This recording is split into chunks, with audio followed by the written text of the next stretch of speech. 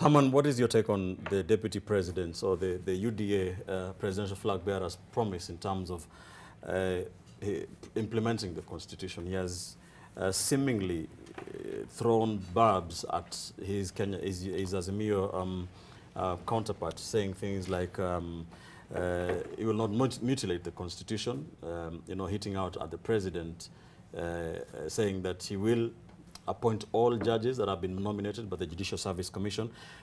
What parallels do you draw between Ruto and Odinga in as far as this is concerned? You know, this billionaire's hustler manifesto is very interesting. Wrought with a lot of contradictions. And even what you are saying is another instance of contradiction. A man who opposed the Constitution now purposes to champion the same Constitution. And it will be difficult for some people to believe him, maybe I included.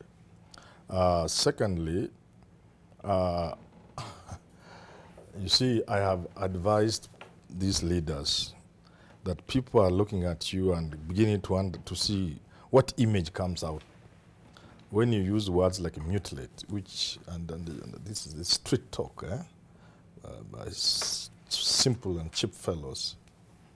An attempt to change the Constitution cannot be mutilation of the Constitution. And the Supreme Court has pronounced itself on the same and said it's not mutilation, it's just an attempt to change the Constitution by means provided for in the same Constitution. So, all right. I think it is populist. Like everything else in this manifesto, there's too much attempt at populism. And I think don't you think it goes with his bottom-up approach, where he says his focus is on the people, saying he wants to create opportunities for the people, not for a few guys at the top? But can't you see the contradictions I'm talking about? The billionaire hustler manifesto. Can't you see in a country that people are suffering today because of cost of living, because of simple things like maize meal, unga? You need to find ways of mitigating the suffering by channeling, like Raila says, certain funds and, you know, stopping certain perhaps projects or expenditure in the short term to cushion that. So a person faced with this kind of problem is on a spree, to dish billions. We'll get, all right. Is what I'm saying, the contradiction. I think what Herman Manyora has not internalized is the figures behind this. The question we need to ask Manyora is, do they make sense? All right. When we say we are going to invest 250 billion on food and 250 on MSMEs, how much are we investing now? I have serious capacity to internalize. But the question is not even this cheap manifesto. All right. I want us to get into the economics part of it very shortly. That's it has been touted as an issue of this election. Cherotich, I want to come to you.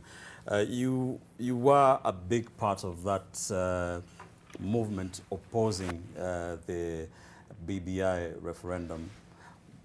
How do you look at these promises vis-a-vis promising not to mutilate the Constitution?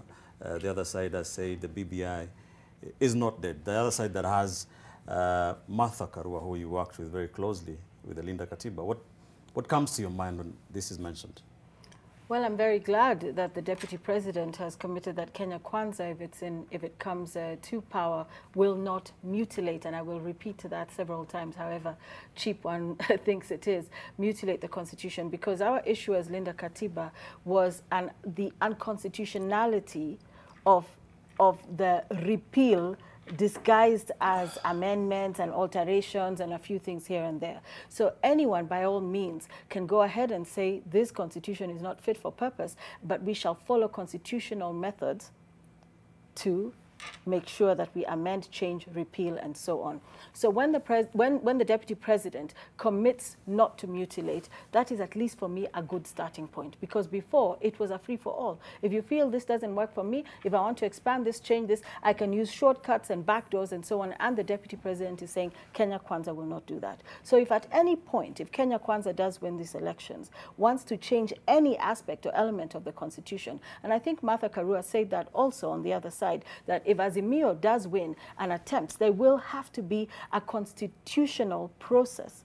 We have to respect the rule of law. But I always say, why don't we implement the Constitution as is? Have we shown that it is not fit for purpose in every aspect to then spend billions and billions of shillings repealing it? So for me, it's very good when I hear a candidate saying that I will not mutilate the Constitution. Right. And I'm happy with that. But would you allow me to say something? Because it's a very long document. I haven't read it all. I don't think everyone has read it all. And I think my fundamental departure from the Azimio manifesto, when I compare it to the Kenya Kwanza manifesto, is the level of detail. You see, when I go and I focus on energy, switch off KPLC, consumer protection, money in Wanjiko's pocket, how is it that we can get rid of the cartels and all those groups and bodies that make it impossible for us to afford energy? Because whatever Azimio is saying, whatever Kenya Kwanza is saying, whatever Roots Party is saying and so on, we cannot do without energy. If we cannot afford electricity, there's nothing we're doing. So right. I feel that when I read the section on electricity in the Kenya Kwanza manifesto, it is extremely clear, not just the points, oh, we want to reduce the cost, we want to do this, the how is there. The details, you say. The detail is there, and it is the detail, it is the well thought through, including budgetary allocations that have their basis in sound economics, that will convince me that this particular party knows what it's talking about. Do you know that Kenya Kwanza has said that it will delink government development initiatives, leaving Kenya Power to operate on commercial principles? That is huge. That is huge. Right. Let's bring Prof into this. So it's just to say that when you say we want to lower the cost of electricity, we want to stop Kenya Power from stealing from consumers, how are we going to do it? They say we are going to delink it, which means that Kenya Power can no longer, in future, if Kenya Kwanza wins, rely on budgetary allocations. Every time they're broke and they're struggling, then they're thrown. Right. It's like Kenya Airways and so on. These are the types of details. They are talking about a commission of inquiry into the ills that have befallen the energy sector. So when you go into that level of detail, it is far less nebulous than 10 points around what we shall do around electricity. Because I could say that, you could say that, anyone could say that, and it doesn't make a difference ultimately to Wanjiko.